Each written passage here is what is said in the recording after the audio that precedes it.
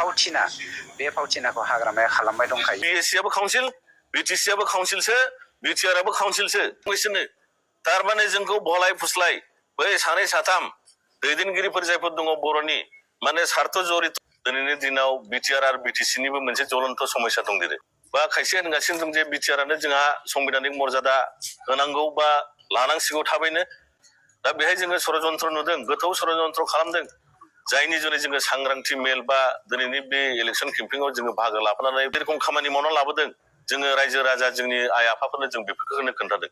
दा बे समाव जोङो बिटिआरखौ संबिधानिक खालामसै, 6 शिड्युल 8 शिड्युल गासिबो जोंनो जोबनो थांगासिनो दङ। नोंथांमोना बिटिसिनि क्लज नाम्बार 9 आव मा लिरनाय दं जे जोंनि भाषाया बिमानि रावा 2003आव 80 फारिलाइयाव हाबदों। बे जोंनि बिमानि रावा लिरनाय दङ जे आसामनि मोनसे सहयोगी भाषा एसोसिएट लेंगुवेजल' जाथोंसै। बे बर' रावा जोंना आसामावहाय एसोसिएट लेंगुवेज जाथोंसै होननानै in 8 schedule of the constitution.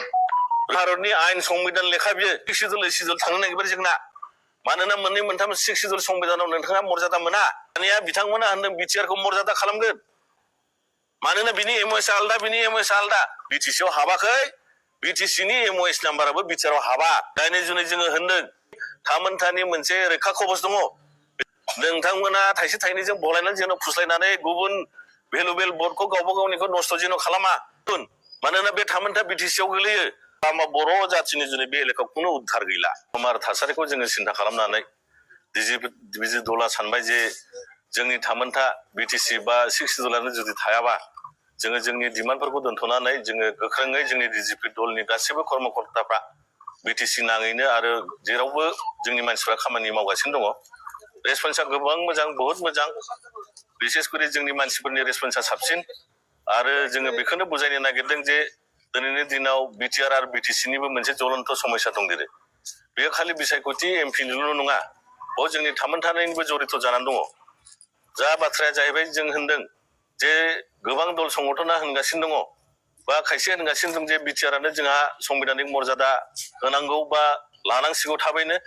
लोगोसे जों होनदों बिटिआरआ जुदि संबिधानिक मर्यादा मोनोबा जोंनि थामोनथा मोनखानाय बिटिसि बा बनि 6 शिड्युल 8 शिड्युल बे गासैबो जोंनि जे मोनखानाय जिनिसफ्रा गोमानो थांगासिनो दङ।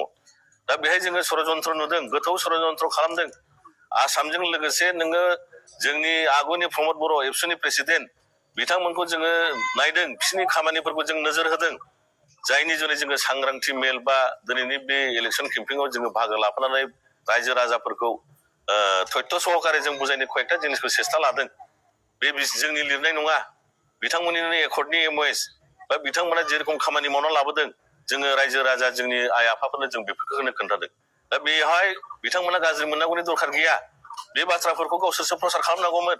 बे जायगायाव जोङो जों बिसोरनि खामानिखौसो मावगासिनो दङ। मोजां खोथा। दा थिग बे रोखोमैनो होनगासिनो दङ बिथांमोना फैगौ समाव जोङो बिटिआरखौ संबिधानिक खालामसै। आर्टिकेल दफा नाम्बारफ्रा जा दाजा बिटिआरना।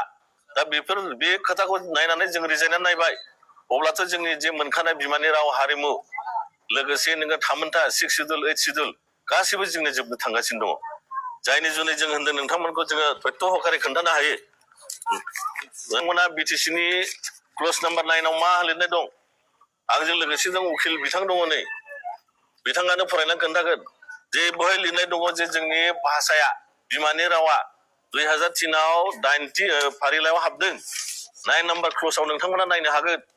दा बिटिआरनि एकर्डआव बे जोंनि बिमानि रावा लिरनाय दङ जे आसामनि मोनसे सहयोगी भाषा एसोसिएट लेंगुवेजल' जाथोंसै होननानै।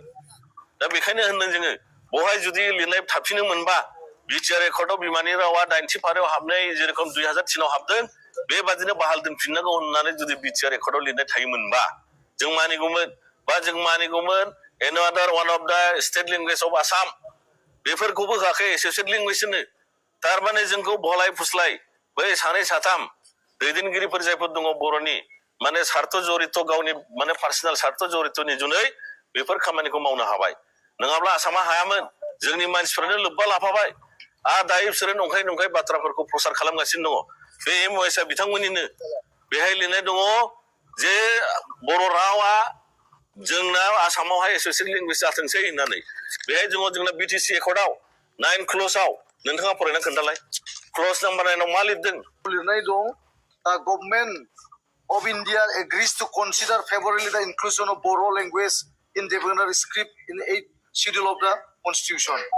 भारतनि आयेन संबिधान लेखा बियो दा बेफोरबादि खोथा जोंनि जे मर्यादाफ्रा मोननानै दंमोन बिटिसिआव बेफोर गासिबो धुलिसात गोमानो थांगासिनो दङ 8 शिड्यूलबो थांनो नागिरगासिनो दङ 6 शिड्यूल थांनो नागिरगासिनो दङ मानोना बिटिसि बिटिआर मोनथामबो काउन्सिल रायजो राजाफोर बुजिनांगोन सानसुमा खुंगुरनि बिएससिआबो काउन्सिल बिटिसिआबो काउन्सिलसो बिटिआरआबो काउन्सिलसो दायो मोनसे जिनिसखौ संबिधानिक खालामोबा नैबे बिटिआर एकर्डखौ संबिधानिक खालामोब्ला नोंथांमोना बिटिसि एकर्डखौ अट'मेटिकलि डिनाउन्स खालामनांगोन स्क्रेप खालामनांगोन जायनि जुनै जों होनदों 6 शिड्यूल 8 शिड्यूल थांनो नागिरबाय जोंना मानोना मोननै मोनथाम 6 शिड्यूल संबिधानाव नोंथाङा मर्यादा मोना नोंथाङा लानो हागौ मोनसे जिखिनि जा बियो हयथ' जानो हागौ बिटिसि अर बिटिआर दानिया बिथांमोना होनदों बिटिआरखौ मर्यादा खालामगोन संबिधानिक होमब्ला नैबे बिटिसिनि दफा आर्टिकेल नाम्बारा नोंथांमोन बुजिना ला बेहाय मोनसेबो हाबैया मानोना बिनि एमओएस आलदा बिनि एमओएस आलदा थिक सानसुमा खुंगुर सारनि बिसिनि एमओएस नि दफा नाम्बाराबो बिटिसिआव हाबाखै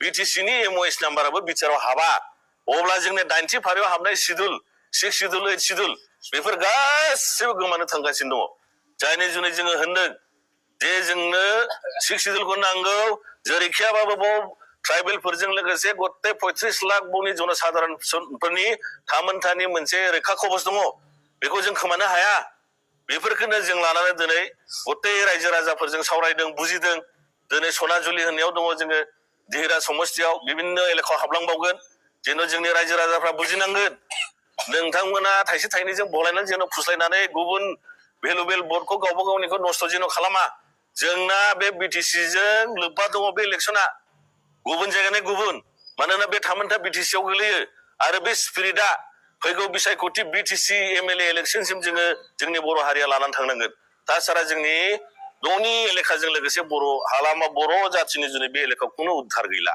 धन्यबाद